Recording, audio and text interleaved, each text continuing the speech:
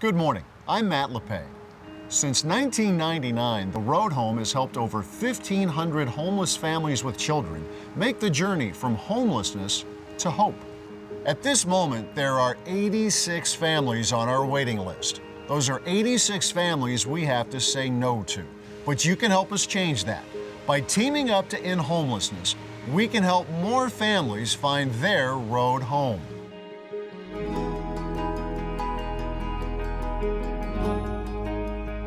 I never thought that we would be homeless. Never. It just didn't seem like something that would happen to us because we had a family, it was stable at some point, and you always think that someone's gonna be there for you to help you, and they're just not. The first 3 weeks that we were homeless, there was a lot of them asking, when are we gonna go home? And I kept telling them we don't have a home, and they said, why not? Where are all of our things? And I had to tell them we had to leave them behind. We don't have things anymore. We have whatever clothes are on our backs and what fits in the trunk. The Road Home is the only agency in Dane County that works exclusively with homeless families with children. And we do that primarily through three things. One is emergency shelter, which is a collaboration with the entire faith community. The second is we create different housing solutions because we think that permanent affordable housing is the answer to homelessness. And the third thing is that we provide really intensive case management services. The church-based shelters, it was amazing.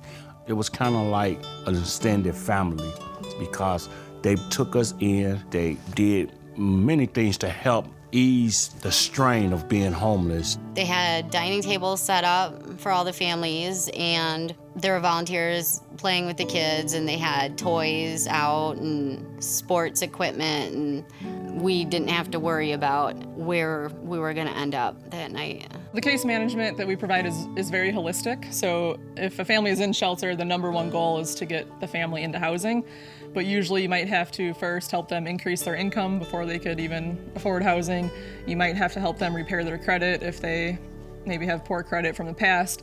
So really the whole goal is just to sort of eliminate any barriers that a family would have to get into housing. My youngest daughter and I would go to the day center, and we would be able to meet with our caseworker there. Our day center is an area where families can come, where kids can play. We have a kitchen, washer and dryer, as well as a shower. We also have a computer room where families can work on resumes, search for housing, and apply for jobs. Again, it comes down to sort of the way that we treat people. We develop relationships with the families, and we don't just tell them what they need to do. It's really that the families are setting the goals, and then the case managers are there just to help them reach those goals. You can't just provide housing without support, and you can't just provide support without housing. I think it's a good marriage between the two. When they accepted our application at the apartment where we live, it was a huge relief.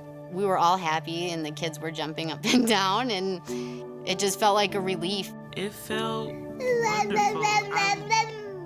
With my kids having their own room and to us having our separate room for our privacy, we can come together in our own living room and then be together as one. I think my dad told me, he said, I think we're getting an apartment.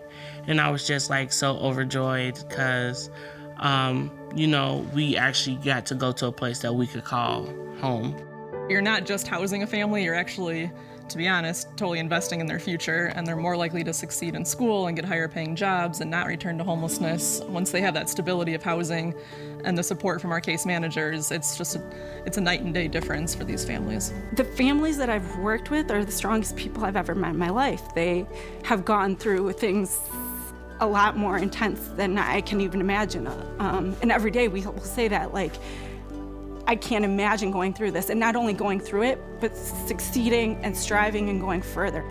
Gosh, I don't know. I guess that resiliency that families have and that desire to always improve and just be better for themselves and their kids and try to improve their communities on top of it, it's amazing.